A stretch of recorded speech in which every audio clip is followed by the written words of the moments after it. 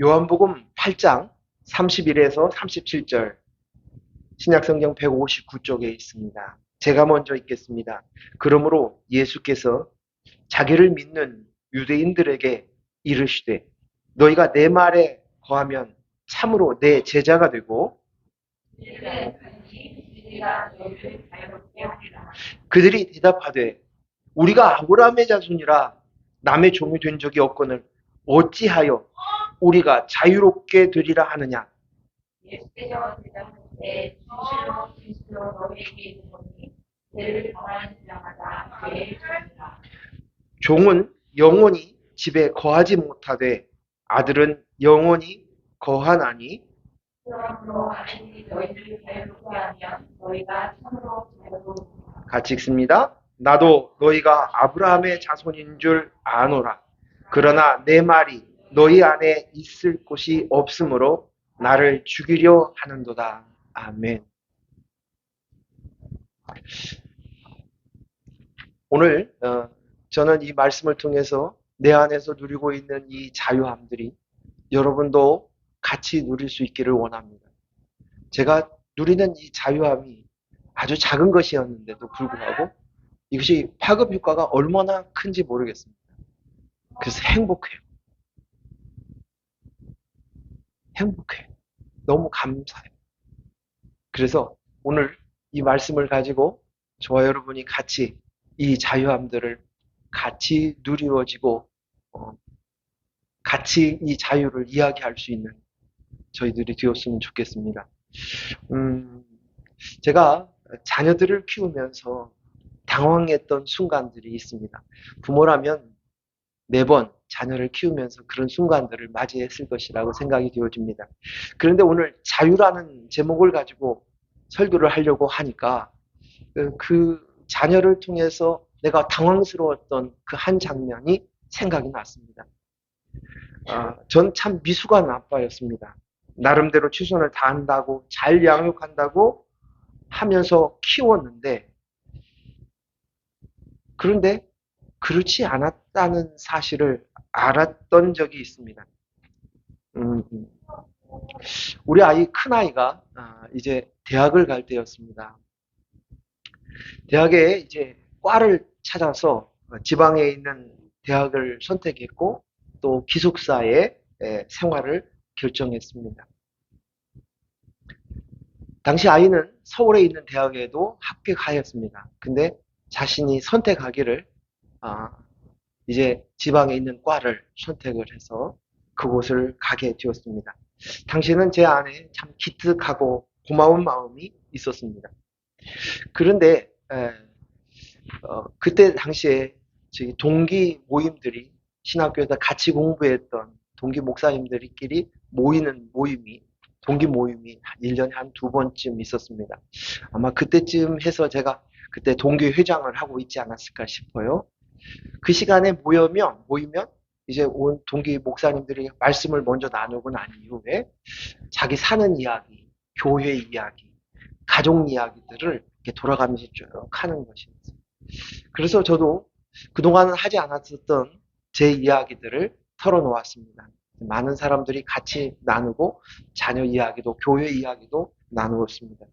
근데 그 이야기를 다 하고 난 이후에 저보다 한 10살 이상 많은 형님 목사님이 저를 이렇게 툭툭 두드리면서 위로 격려하듯이 어깨를 두들기시면서 그런 얘기를 하시는 거예요. 이 목사, 딸이 이제 도망간 거야. 이렇게 얘기를 하시는 거예요. 딸이 도망갔대요. 이제 그렇게 딸이 떠나는 거에 대해서, 도망간 거에 대해서 익숙해져야 돼.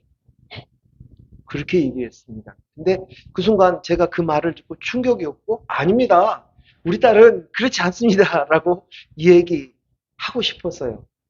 하지만 인생 선배 목사님이 이미 자녀들을 다 키우고 경험했던 형님 목사님 얘기이기 때문에 묵묵히 그분이 하는 이야기들을 들었어요. 그리고 그 말이 계속 뇌리에 맴도는 거예요. 생각이 나는 거예요. 그러면서 또 한 가지 생각이 나는 거예요. 제가 결혼을 했을 때 제 아내가 어느 날 속에 있는 이야기를 저한테 꺼냈습니다. 나는 빨리 부모님 곁을 떠나고 싶었어요. 부모로부터 자유를 얻고 싶었다는 거예요. 그래서 저하고 결혼하는 것이 그렇게 기뻤다는 거예요. 근데 그 이야기를 들으면서 우리 아이가 한 그 모습들과 비교해 봤을 때, 난 제 아내를 맞으면서 그 얘기를 들었을 때 아내를 존중해주고 또 아내에게 자유를 주고 그래야겠다라고 생각했어요. 근데 저는 제 아내한테 그런 존재가 못 되었어요. 속박이었어요. 답답해.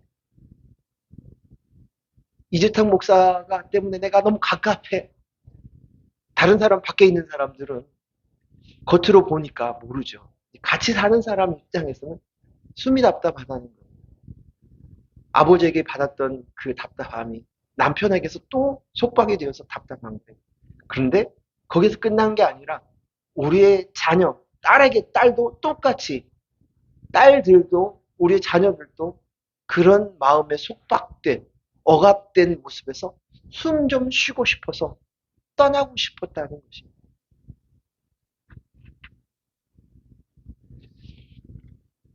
저는 자녀들에게 또 제 아내에게 안식처가 되고 싶고 쉼을 주고 싶었습니다. 그런데 실제로는 그러지 못한 것입니다. 제가 그랬던 것은 제가 지금 와서 생각해 보니까 저 자신도 자유를 모르기 때문에, 나 자신조차도 자유를 누리지 못하고 있기 때문에 전 자유를 갈급하지만 자유하지 못했습니다. 전 아내와 자녀에게 자유함과 기쁨을 주고 싶었지만 자유가 무엇인지도 몰랐기 때문에 줄 수 없었던 것입니다. 전 교우들에게 자유를 이야기하고 자유를 설명하였습니다. 선포하였습니다. 그렇지만 그 자유를 설명하고 있는, 설교하고 있는 나조차도 자유를 몰랐기 때문에 성도들에게 자유를 정확하게 현실감 있게 설명할 수 없었던 것입니다. 그런데 이제 그 자유가 이제 저한테 피부로 조금씩 알아진다는 사실이 얼마나 놀라운지 모르겠어요. 얼마나 놀라운지, 얼마나 기쁜지 모르겠어요.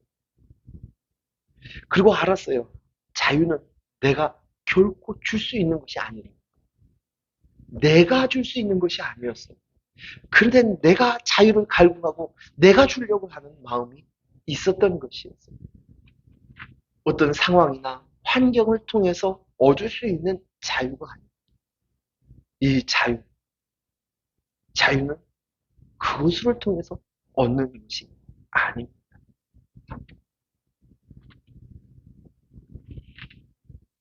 사람들은 보통 저 같은 경우에는 아들로서, 남편으로서, 부모로서, 목사로서, 한 사람의 신앙인으로서 무언가 이래야 돼 하는 그것으로부터 묶여서 살아갑니다. 늘 짐이 있고요. 또 그 짐에 묶여 있습니다. 우리가 그렇게 묶여 있는 것은 직접 올가미로 묶여져 있는 건 아니지만 생각이, 가치관이, 세계관이 나를 붙잡고 있었던 것이, 넌 목사니까, 넌 부모니까 뭘 해야 돼. 이렇게 해야 돼. 이래야만 돼. 넌 남자니까, 넌 여자니까 이렇게 해야 돼. 넌 학생이니까, 넌 배우는 학생이니까 이래야 돼. 너는 자녀니까 이러해야 돼. 부모로부터 끊임없는 그 요구를 하면서 겉에 포장은 사랑이라는 이름으로 그럴싸하게 포장해서 자녀들을 올가매고 있었던 것입니다. 간혹 가다가 그 시험 때가 지나면 자녀들이, 학생이 스스로 목숨을 끊는 경우가 있습니다. 근데 그 아이의 유언에 뭐라고 써져 있냐면 엄마 아빠의 그 뜻에 부응하지 못해서 성적을 올리지 못해서 너무 미안해.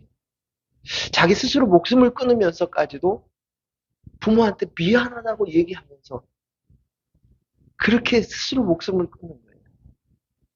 얼마나 아이러니합니까? 얼마나 아이러니합니까? 얼마나 옥죄고 있었는가 생각되어집니다. 넌 그리스도인이야. 이렇게 살아야 돼. 이것은 안 돼. 이것은 꼭 해야 돼. 그리스도인답게 살아야 돼. 야, 믿지 않는 사람들 앞에서 덕을 나타내야지. 그놈의 덕을 드러내야지. 항상 그것이 양목계 무거운 짐이었습니다. 지난번에 시골을 내려가는데 어떤 사람이 위협적인 운전을 해서 저희 차가 깜짝 놀랐어요. 근데 그 차가 오히려 빵 하는 거예요. 그래서 제 아내가 어떻게 저렇게 운전하는 사람이 있어? 그러면 신호를 받고 유턴을 하고 있는데 갑작스레 끼어든 거예요, 그 사람이. 그래서 에이, 제가 창문을 쭉 열었어요. 어떤 차인가 한번 볼 생각을 이렇게 한번 쳐다보려고. 그랬더니 주유하려고 주유소까지 그 차가 쫓아왔어요. 당신 나한테 욕했지. 그래서 내가 웃었어요. 아닙니다. 아닙니다. 그리고 웃음밖에 나오질 않더라고요. 뭐 했냐면, 아니, 목사가 욕하면 안 돼. 욕하면 어때요? 저 자유합니다, 지금. 한 사람이 목사로 내 정체성이 아닙니다. 응? 사람들을 어떻게 보느냐? 그런 거. 근데 그 사람은 얼마나 자격지심이나 자존감이 낮으면 그렇게까지 쫓아와가지고 주유소까지 쫓아와가지고 당신 나한테 욕했지. 내가 잘못한 거 안다 해. 알고 있지만 나 욕했지. 이러고 찾아오는 거예요. 얼마나 웃었습니까? 근데 전 자유예요. 아마 그 사람이 목사라고 했으면 목사가 이렇다고 이렇게 얘기했을지 모르겠어요. 덕을 나타내는 또요. 이 모든 것들이 주위에 있는 사람들의 시선에 요구에 따라서 묶여 있기도 하지만 스스로 자신에게 내적 맹세를 합니다. 그것이 자기를 올가 그것의 노예가 되는 거예요. 종이 되는 거예요. 다짐을 합니다. 그것이 평생 자기를 올가는 거예요. 나는 이래야 돼. 난 그리스도인을 이렇게 살아야 돼. 나는 현모양처야. 어? 나는 정말 책임지는 그런 사람이 되어야 돼. 그것에 묶여서 평생 살아가는 사람들이 많이 주위에서 볼 수 있습니다. 그리고 우리 자신도 어쩌면 그것으로 붙들고 살아왔는지 모릅니다. 내가 예수를 몰랐을 당시에는 세상의 규범과 세상의 요구에 의해서 노예가 되었고, 그리고 이제는 예수를 믿기 시작하였으면 그 이후에도 그 안에서 자유함을 누리기보다는 또 교회 안에서 그리스도인이라는 것들을 증명해 보라는 그 요구 앞에 끊임없이 그것에 붙잡혀 또 다른 노예의 삶을 살아가는 것. 그건 이제 이 모든 것으로부터 그 모든 것으로부터 우리가 자유할 수 있기를 원합니다. 저는 명절만 되면 약간 긴장을 해요. 그리고 가기 전에 속으로 네, 이번에도 저희 장인 장모님이 다 90이 넘으셨어요. 그래서 꼭 특별한 일이 아니면 내려가려고 합니다. 근데 내려가면서 차 속에서 그리스도의 영이 제 탁입니다. 그리스도의 영이 나입니다. 그를 막 키우면서 그것을 되뇌이면서 내려갔습니다. 매번 가족들을 만났을 때마다 믿지 않는 가족들, 그리고 또 믿는다고 하더라도 내가 나로 예수님을 믿는 그들 앞에서는 그들이 뭔가 되어야 돼. 그래야 행복해. 너답게 무엇을 이루어야 돼.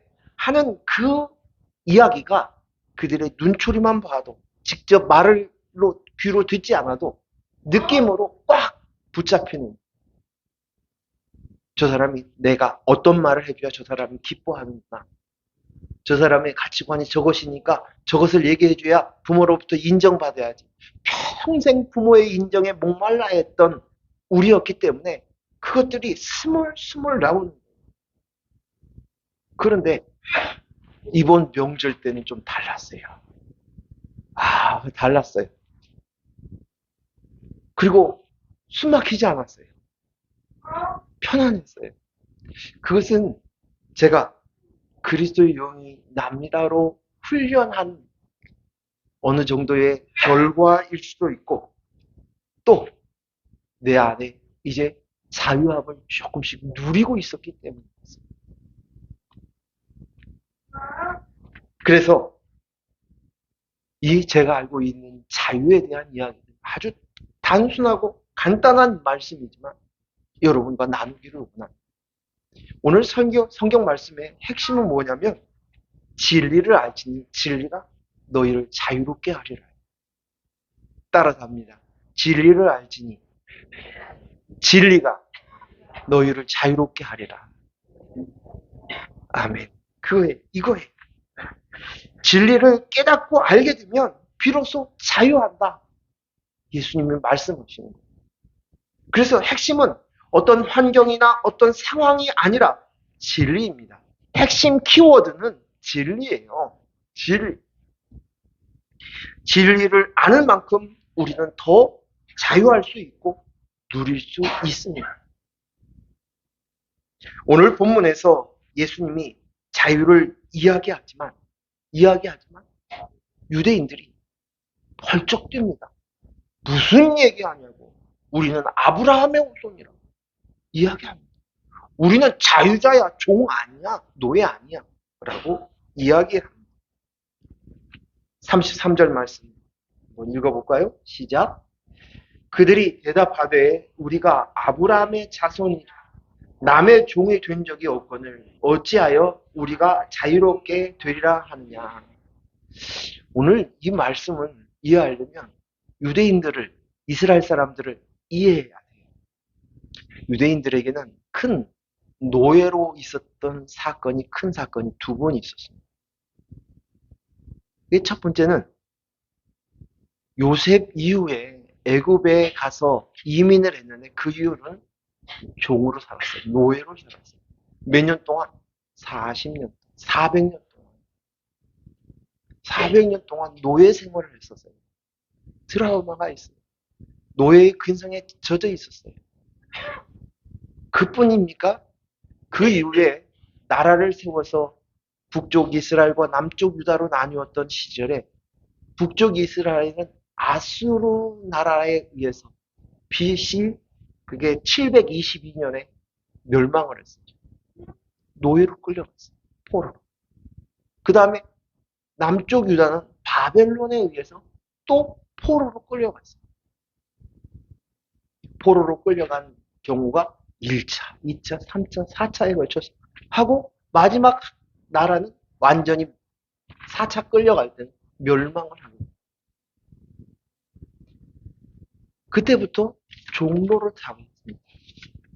그리고 구약의 마지막 부분은 그들이 종로를 하던 그들이 다시금 포로에서 이제 이스라엘로 귀성하는, 다시 나라로 회복되는, 포로에서 풀려나는, 귀환하는 장면이 기록된 내용들이 있습니다. 그게 어디냐면 에스라, 또 에스더도 그 시절, 느헤미야, 그리고 또 소선지서에 있는 학계, 스가랴, 말라기, 이 기록들이 다 포로에서 귀환하는, 그런 내용으로 기록되어 있어요. 근데 그들 안에는 그런 트라우마가 있어요. 그런데 지금 현재도 어떤 상황이에요? 로마의 속국이에요. 그들이 왕이 있었어요. 헤롯 왕가가 있어요. 하지만 그들은 로마의 통치, 총독의 통치와 감찰 속에 있었어요. 그러니까 지금 겉 모양은 자유인이라 하지만 로마의 노예인 거예요. 속국인 거예요. 그리고 또 한 가지 이유가 있어요. 지금 현재 그들은 노예와 자유자의 모습들을 사는 거예요. 우리는 지금 노예가 없잖아요. 응? 근데 그 회사를 운영하는 운영자가 있고 그 안에서 노동자가 있습니다. 그런 모습들은 있을 수 있지만 종과 자유자는 엄청난 차이가 있어요. 그래서 성경 안에 노예에 대해서, 종에 대해서 두 가지 종류의 노예가 있었어요. 하나는 유대인 중에 종이 된 사람이 있었고, 하나는 이방인이 종이 되는 경우가 있어요. 유대인 중에 종이 된 사람들은 6년이 지나 7년째가 되면 안식년, 그때는 어떤 사람도 다 해방시켜줬어요. 단 스스로 내가 노예가 되겠다 하는 사람은 그냥 계속 노예로 될 수 있어요. 근데 그 사람은 주인이 죽으면 그 사람 또한도 자유함을 얻을 수 있었어요. 하지만 이방인들 가운데 이 사람들은 어떻게 해서 노예가 됐냐면 가난한 사람, 돈이 없는 사람, 그래서 자기 몸으로 대가를 치른 거예요. 그래서 노예가 되는 것이에요. 또 하나는 이방인 중에 노예가 되는 사람들이 있습니다. 이 사람들은 평생 노예에서 벗어날 수 없어요. 계속 노예로 생활하는 것이에요. 그리고 그 노예의 모습들을 이미 알고 있고 그들 곁에 여전히 노예가 있는 그 모습 앞에서 우리가 노예라고 하는 말에 버르륵 한 거예요. 자존심이 상한 거죠. 그러면서 그들 안에 가장 가지고 있는 기준이 뭐냐면 나는 아브라함의 자손, 자유자야.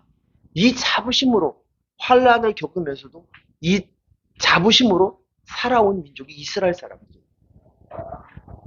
그런데 오늘 예수님이 뭐라고 얘기하십니까? 34절 같이 읽습니다. 시작. 예수께서 대답하시되 진실로 진실로 너에게 이르노니 죄를 복받는 자마다 죄의 종이라. 너 자유자라고 얘기하는데 그거 아니고 너 죄 짓지? 죄에 구속되고 있으면 종이야. 종은 주인의 명령에 따라서 사는 사람이에요. 주인의 명령에 따라 움직이고 주의 명령에 따라 무조건적으로 복종해야 하는 것이 종입니다. 그리고 그 종은 자신들이 주인이 명령한 것들을 이룸으로 인해서 그 결과를 통해서 인정함으로 살아가는 사람이 종입니다. 그런데 오늘 이스라엘 사람들 안에는 그런 영적 우월감이 있어요. 아브라함의 자손이야 우리는. 선민의식이 강하게 있단 말이에요. 그런데 종이라고 얘기하고 말하자 그들이 부르륵 한 거예요. 영적 자부심에 상처가 난 거예요. 상처가. 그런데 그거 너의 겉껍데기고 너희는 사실은 죄의 종이야. 너희는 죄인이야. 겉의 눈으로는 아닐지 모르나 영적 신분은 죄에 붙잡혀 있는 종이야. 너의 실체를 봐. 라고 예수님 말씀하신 것입니다. 자, 로마서 3장 23절 뭐죠? 무슨 말씀이죠? 같이 읽습니다. 모든 사람이 뭘 전했다? 죄를 범하였으며 하나님의 영광에 이르지 못하니. 죄인으로는 하나님께 영광을 드릴 수 없어요. 하나님은 죄가 없으신 분이에요. 우리가 하나님께 나갈 수 있는 것은 죄가 없어야 돼요. 근데 모든 사람이 죄이래요. 죄인이래요. 모든 사람이. 모든 사람이 죄인이라고. 본질상 우리는 죄의 종이라는 거예요. 시편 51편 3절, 5절 같이 읽습니다. 내가 죄악 중에 출생하였으며 어머니가 죄 중에서 나를 잉태하였나이다. 이미 엄마의 뱃속에서부터 출생 자체가 죄인으로 태어났다는 것이. 우리 모두 다 죄인이라는 거예요. 그러면 죄인이라는 말이 무엇인가? 이 성경 안에 죄인이라는 말을 여러 단어로 사용되고 있어요. 그래서 히브리어에서만 사용되고 있는 말의 대표적인 단어가 하타라는 단어예요. 근데 이 말은 뭐냐? 표적에서 벗어났다 그런 뜻이에요. 관역에서 벗어났다 그런 뜻이에요. 또 다른 단어도 제가 찾아봤더니 아바르라는 단어예요. 이것도 벗어나다, 위반하다 그런 뜻이고, 아온, 불법, 잘못 그런 뜻으로 번역하고, 또 파쇄라는 뜻인데 반역하다, 위반하다 라는 뜻입니다. 또 쇠가는 잘못을 범하여 길에서 벗어났다. 그러면 뭐예요? 하나님의 뜻에서, 하나님의 정도에서, 하나님의 계획에서 벗어났다. 그것이 죄라는 거예요. 내가 도덕적으로, 윤리적으로 죄를 지었다? 그것이 아니라 하나님, 우리를 창조하신 하나님의 관점에서 우리를 보니 길에 벗어났어요. 그러니 길에 벗어난 자는 죄인 짓 하는 거예요. 그것이 우리가 보는 죄예요. 우리의 본질을 보고 있는 거예요.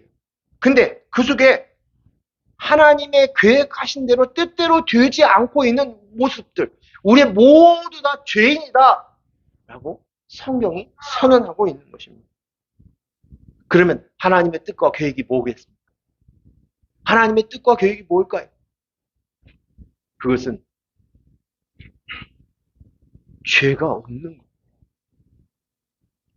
그리고 죄가 없어서 하나님의 영, 그리스도의 영, 예수 그리스도에게 있었던 그 그리스도의 영, 그 성령이 우리 안에 거하여 연합되어 하나 되어지는 그것, 이것이 창조의 완성이에요. 이것이 하나님의 뜻이에요. 이것을 이루기 위해서 오신 거예요. 하나님께서는 당신의 형상과 모양으로 만드셨어요. 그냥 그렇게 쳐다보려고 하는 게 아니라 그런 우리가 하나님과 함께 하시기를 위해서 오신 것입니다. 임마누엘이에요. 그래서 우리가 하나님의 뜻은 그리스도의 영이 내 안에 거해서 우리가 뭐가 돼? 너희는 너희 몸이 무엇인 줄 알라? 성전. 하나님의 영이 거하는 성전이 되어야 되는 거예요. 우리가 그릇 위에 우리 영 안에 성령이 거하여서 그분과 연합된 존재로 쓰기를 원하는 거예요. 그런데 우리 안에 그리스도의 영이 없으면 예수 그리스도께서 십자가에 못 박혀 죽으신 그것도 의미가 없어지는 거예요. 보통 얘기합니다. 예수님이 나를 위해 십자가에 못 박혀 죽으셨대. 그래서 우리는 죄가 없대. 그래. 거기서 끝인 거예요.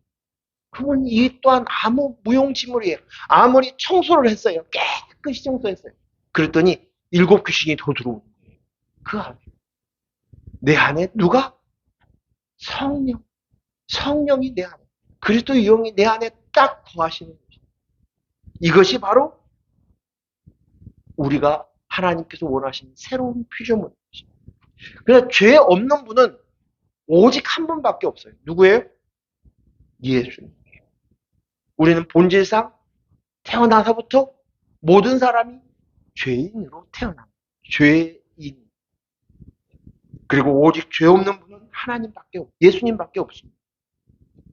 그래서 히브리서 4장 15절 말씀 같이 읽습니다. 우리에게 있는 대제사장은 우리의 연약함을 동정하지 못하실 이가 아니요 모든 일에 우리와 똑같이 시험을 받으신 이로되 무엇은 없다? 죄는 없다. 예수님에 대해서 죄가 없는 분. 또 베드로전서 2장 22절 시작. 그는 죄를 범하지 아니하시고 그 입에는 거짓도 없으시니 죄를 범하지 아니하시는 분이 예수님이신 거죠.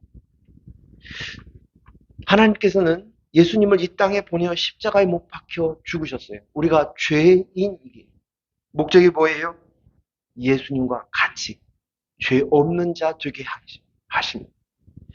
우리 안에 거룩하게 하셔서 우리가 사람을 흙으로 만드시고 난 다음에 꼭 빠지지 않는 것이 하나님의 성령, 생기가 불어주어서 생명이 되게 하시는 것이 하나님의 목적입니다.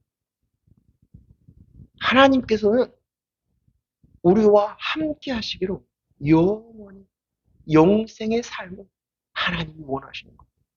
이것이 목적인 거예요. 이것을 이루어야 되는 거예요.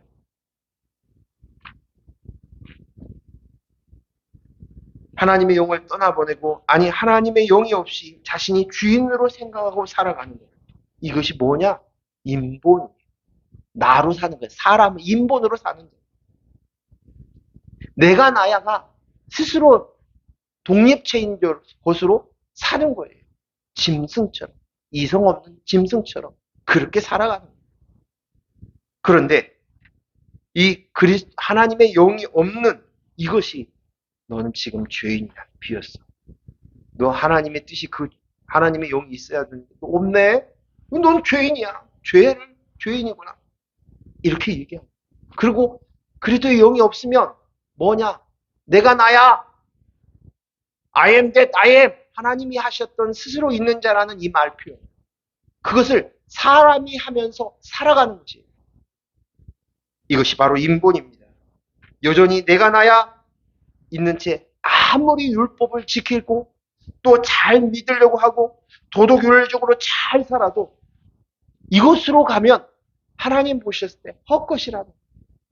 내가요 귀신도 쫓았어요.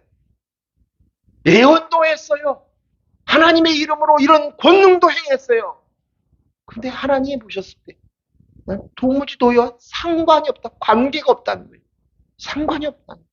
하나님과 나 사이에 관계되지 않으면, 하나님의 영이 내 안에 연합되지 않으면 우리는 아무것도 아니라는 거예요.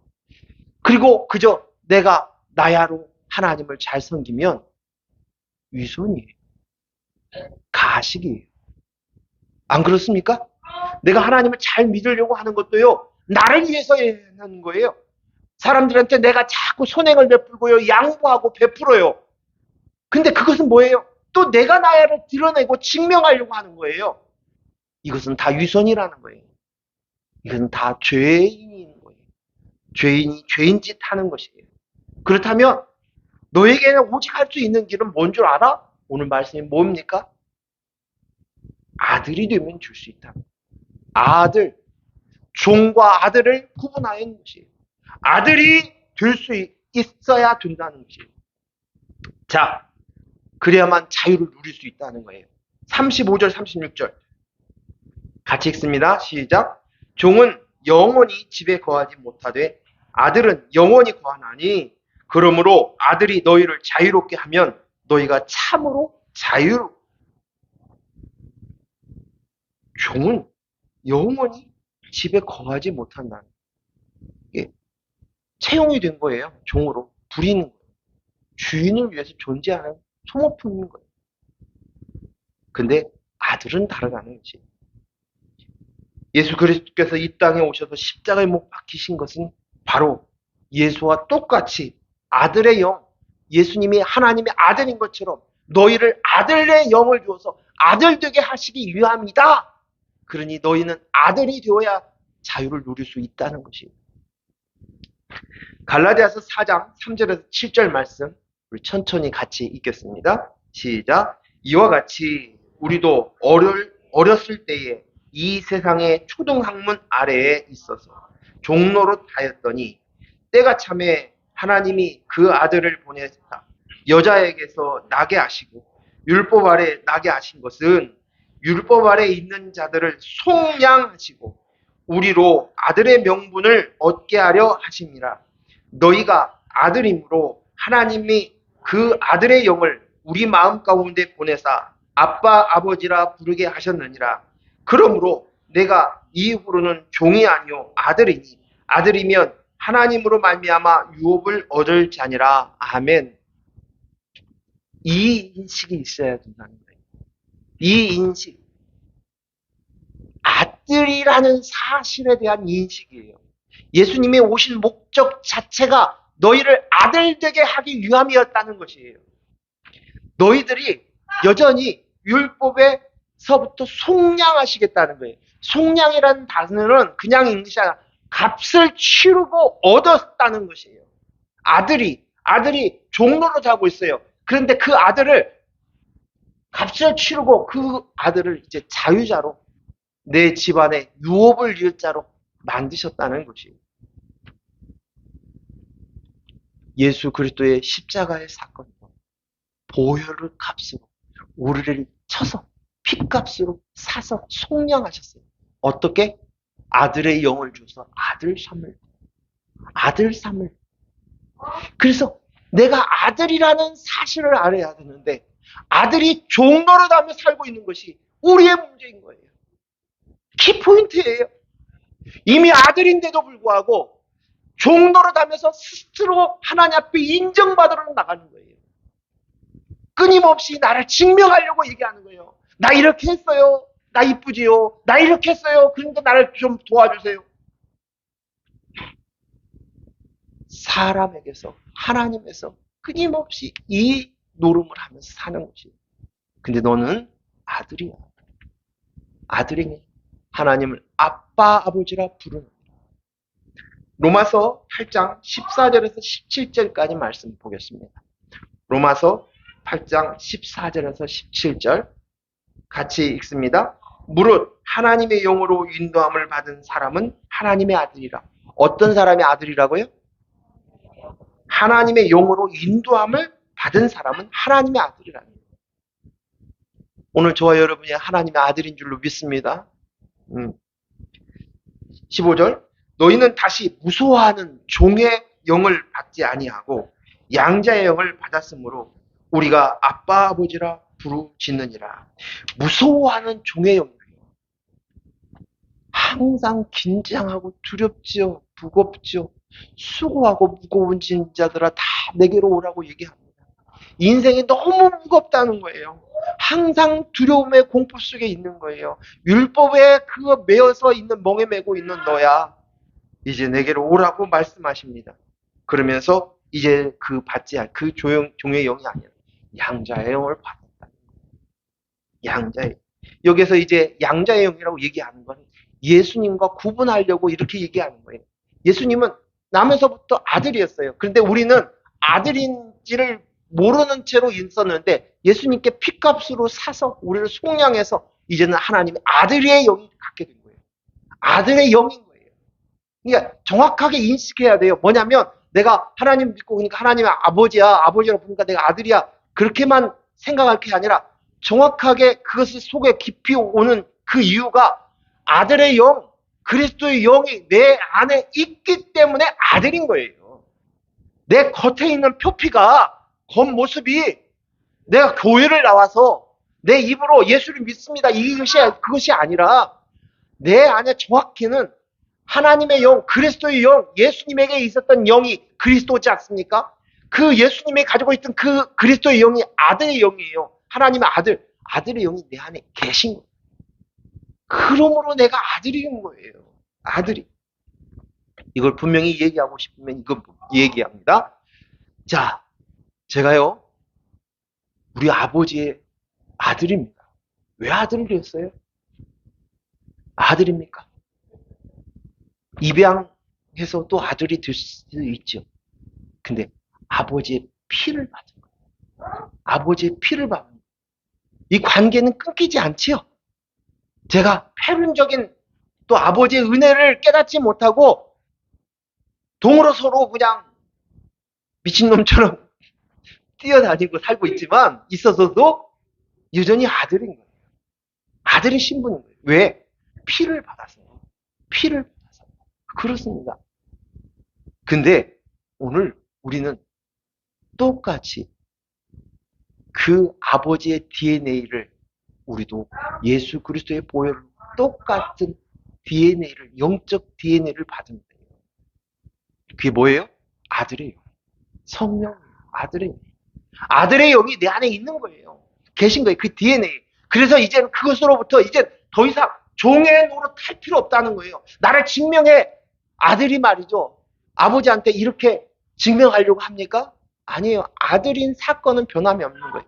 근데 그 아들이 단지 아들로서 점점 깨지고 인식되어져 가는 거예요.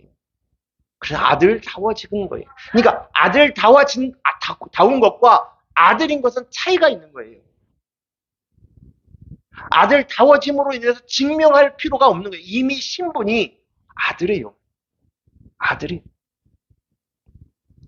자, 어디까지 읽었죠? 16절 읽습니다. 시작. 성령이 친히 우리의 영과 더불어 우리가 하나님의 자녀인 것을 증언하시느니라. 증언을 두 개가 하죠. 뭐예요? 예? 성령이 친히 누구와? 우리의 영과 더불어. 우리의 영에 성령이 거하시는데 그 성령과 우리의 영이 같이 더불어 증명한다는 거예요. 뭐예요? 넌 하나님의 자녀야. 아들이. 이 소리를 들어야 돼. 깨달아야 돼. 17절. 자녀이면 또한 상속자 곧 하나님의 상속자요.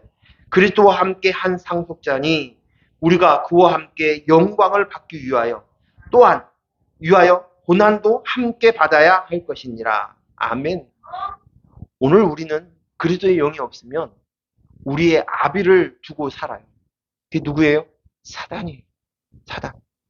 내가 나야, 내가 주인이야 라고 살고 있지만 그 나는 누군가의 지배를 받고 사는 거예요. 뭐예요? 어떤 생각, 어떤 가치관, 이래야 돼, 저래야 돼. 그거. 그 최종적인 그 세상적인 가치관이 어디서 왔어요? 사단. 마귀에서 온 거예요. 그래서 그것이 우리의 아비다라고 표현한 거예요. 그 지배 아래 있으면 아비인 거예요. 우리가 하나님 나라에 산다. 우리가 이 땅에 대한민국에 살고 있는데 아니에요. 하나님의 통치 아래 살고 있는 것을 우리가 알면 하나님 나라에 살고 있는 거예요. 똑같은 거예요. 사단의 가치관과 생각에 붙들려 살고 있으면 넌 이렇게 해야 돼. 넌 이렇게 해야 맞아. 저렇게 살아야 돼. 아니 마땅히 이렇게 해야지. 너는 며느리면 며느리답게 보여야 할 거 아니야. 넌 자식이면 자식답게, 부모는 부모답게 이 생각으로 가득 차 있어요. 근데 이 생각들이 어디서 왔다고요? 사단이. 보암직하고 먹음직하고 지혜롭게 할 만큼 탐스러운 것, 그것이 보아, 이것이 좋은 거야. 선한 거를 따먹은 거예요. 자기 것으로 만든 거예요. 그 선한 걸 따먹고 그리고 끊임없이 뭐예요? 그 기준을 가지고 선악을 나누어요. 이것은 좋고 이것은 나쁘고 그래요. 그 모습을 여러분 금방 알 수 있는 방법이 있어요. 뭐예요? 자녀가 뭔 일이 있어요. 마음에 안 들어요. 뭐 하고 있어요? 선악을 나누고 있는 거예요. 습관적으로. TV를 보고 있어요. 드라마를 보고 있어요. 뉴스를 보고 있어요. 무슨 모습 속에서 내 마음속에 뭔지 나도 모르는 사이 잘 천천히 들어보세요. 내가 아유 저런 나쁜 놈 어떻게 저렇게 부모야. 뭐예요? 선악을 나누고 있는 나의 실체인 거예요. 이미 이것들은 세상의 아비 사단의 지배를 받고 있는 내 모습입니다. 그 가치관에 들어있는 것이. 그래서 이것으로 인해서 끊임없이 아들의 영으로서 하나님의 아들이라는 이것들을 누리지 못하도록 질질 끌기면서 너 증명해봐. 너 증명해봐. 예수님을 향하여서 3번의 시험을 했었죠. 그때 그 사단이 뭡니까? 너 아들인 거 하나님 아들인 거 증명해봐. 증명해봐. 그러잖아요. 똑같이 우리가 그 증명해봐의 그 소리에 주눅이다. 목에 매어서 살아가는 것이에요. 끊임없이 이름 석자, 내 이름 석자를 위해서 달려가는 거예요. 요한복음 8장 44절 말씀. 우리 본문에 똑같이 연결되어 있죠? 뒤에 보면 44절에 같이 읽습니다. 시작. 너희는 너희 아비 마귀에게서 났으니 너희 아비의 욕심대로 너희도 행하고자 하느니라. 그는 처음부터 살인한 자요. 진리가 그 속에 무엇이 없다고요? 진리가 그 속에 없으므로 진리에 서지 못하고 거짓을 말할 때마다 제 것으로 만하니 이는 그가 거짓말쟁이요 거짓의 아비가 되었음이니라. 아멘. 사단이 우리의 아비였다는 거예요. 거짓의 아비였다는 거예요. 마귀가 우리가 아비였다는 거죠. 그래서 따라가는 거예요. 그래서 사단을 표현하기를 세상 권세 잡은 자다라고 표현합니다. 그 통치 안에 있으니까 그 안에 있으면 그런 거예요. 그런데 오늘 이런 우리가 이런 노예로 있는 그 모습 속에서 있는 우리들을 예수 그리스도를 십자가에 못 박게 하셔서 이 땅에 보내주셔서 십자가에 못 박혀 죽으심으로 말미암아 우리에게 진정한 자유를 주시기 위해서 오신 거예요. 그래서 예수님 뭐라고 그래요? 나는 진리다. 예수님께서 스스로 말씀하셨어요. 진리 바로 나야. 예수님께서 내가 너희를 그 노예에서, 종에서 해방시키는 길이다. 너희에게 주는 생명이다. 라고 얘기하시는 거예요. 그래서 요한복음 14장 6절이 뭐예요? 예수께서 이르시되 내가 곧 길이다, 진리다, 생명이다. 예수님만이 길입니다. 하나님께로 갈 수 있는 유일한 길입니다. 진리 있습니다. 이 진리가 들어오니 이제 이 진리를 깨치니 내가 아들의 영이군요. 아들의 영을 가졌군요. 아들이군요. 이 인식이 되어지는 순간 한순간 펑!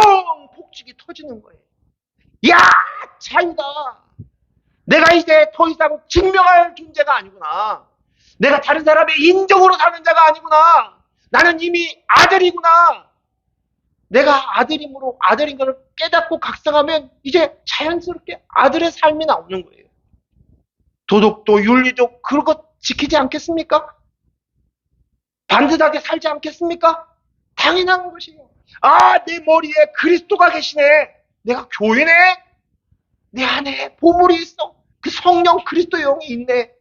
이 인식이 내 안에 탁 오면서 펑 터지니까 이제부터 자유가 무엇인지를 아는 거예요. 그래서 예수님이 내가 진리다. 진리야. 예수님이 내가 말씀이다. 말씀이 육신이 되어 내가 왔다. 말씀, 진리. 이 성경의 모든 것의 핵심이 바로 여기에 있는 거예요. 그래서 이제 아들의 영으로 누리며 살아갈 수 있는 것입니다.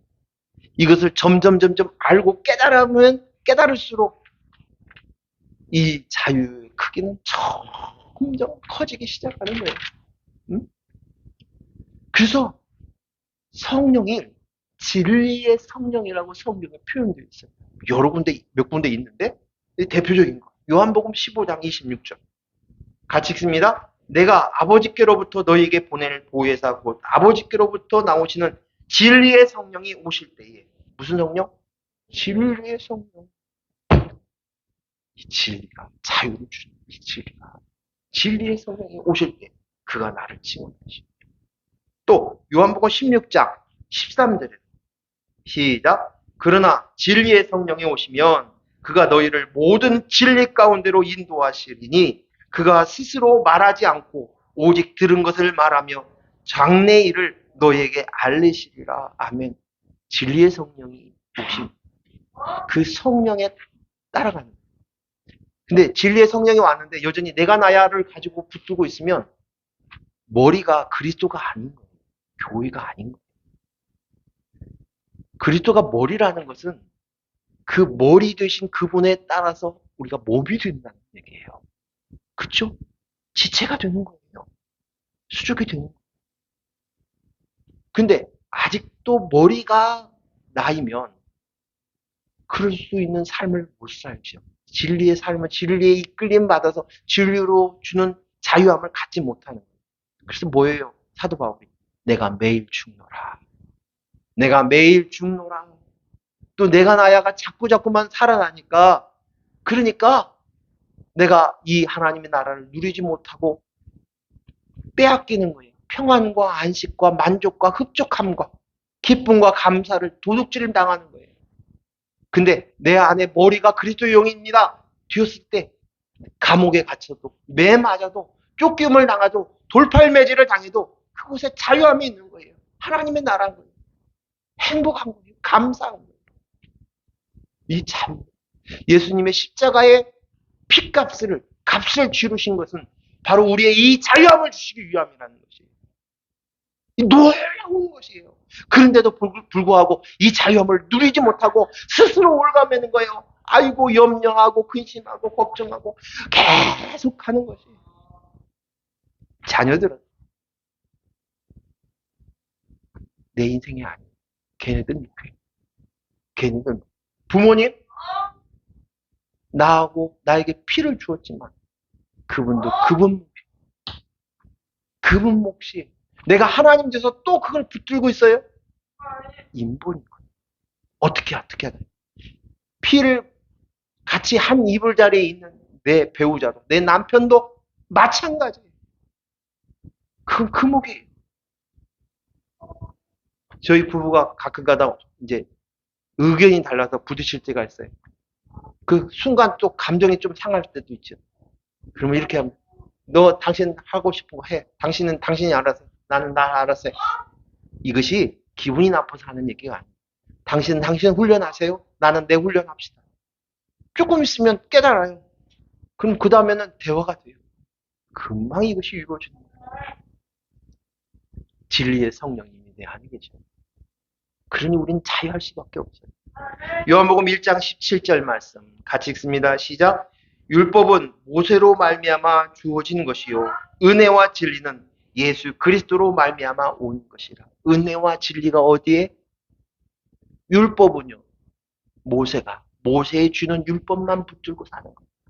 그래서 계속 뭐 해요? 나 증명하려고. 나 이렇게 잘 지켰어요. 내가 잘 살았어요. 내가 이런 사람이에요. 이 율법을 가지고. 그리고 그것 가지고 계속 판단하는 거예요. 나는 지켰는데 너는 왜 안 지켰어? 난 이렇게 사는데 너는 왜 안 살았어? 그래요. 그것에 옥에 갇혀서 사는 거예요. 그것에 질질 끌려가는 거예요. 노예 생활하는 거예요. 근데 해방이야. 내가 곧 자유야. 진리야. 너희를 자유케 하리라. 은혜와 진리가 예수 그리스도로 이미 오신 것. 예수 그리스도가 오신 것이 그것이. 요한복음 4장 24절 같이 읽습니다. 시작. 하나님은 영이시니 예배하는 자가 영과 진리로 예배하니 내가 그리스도의 영으로 납니다.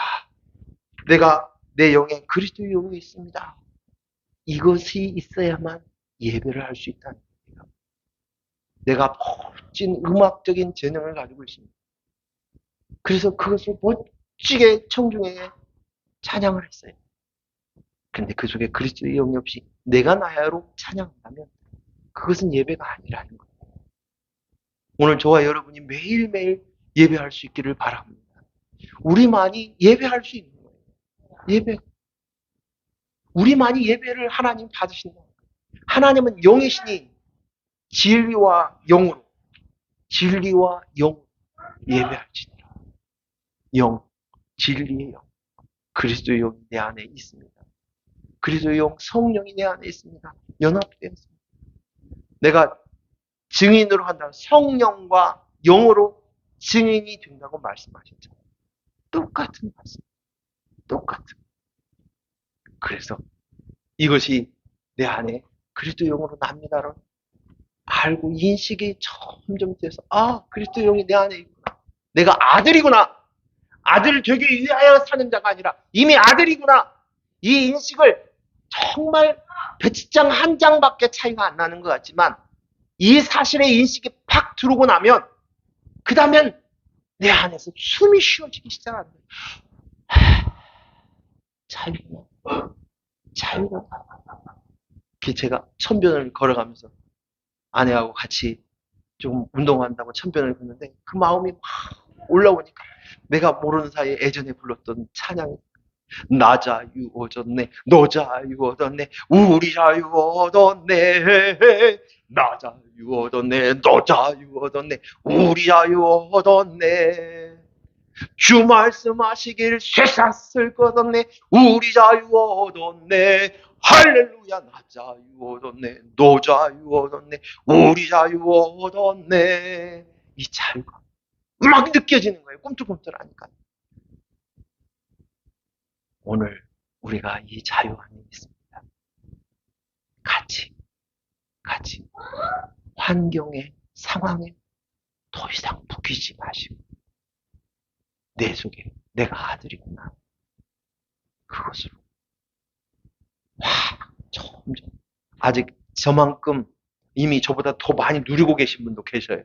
하지만 아직 저만큼 모르시는 분도 계시다면 이제 그 자유가 정말 누려서 여러분 안에 마음속에 진심으로 그 나 자유 얻었네 너 자유 얻었네 예전에는 참 촌스럽다고 생각했거든요. 근데 그 찬양이 얼마나 좋은지 모르겠어요. 그 찬양을 계속 부르면서 집에까지 왔어요. 기도합니다. 하나님 아버지, 우리는 하나님 앞에 율법으로 행위로 나가는 자가 아닙니다. 우리는 내 안에 아들의 영, 그리스도의 영, 진리의 영이 내 안에 있으므로 그것으로 나가는 자입니다. 그래서 우리는 그리스도의 영이 바로 나입니다 라고 고백합니다. 오늘 아들의 신분을 가진 우리들이 자유함을 누릴 수 있도록 허락하여 주시옵기를 원합니다. 아들은 아버지의 눈치를 보지 않습니다. 물론 꾸중도 듣고 때로는 혼이 날 수도 있습니다. 그런데 당당하게 그 집에 벌러덩 누워서 낮잠도 잘 수 있고요. 또 그리고 때가 되면 준비가 되면 부모에게 그 아버지로부터 그 집에 유업을 이어받습니다. 아버지 하나님, 우리가 유업을 이어받은 자인 줄로 믿습니다. 왜요?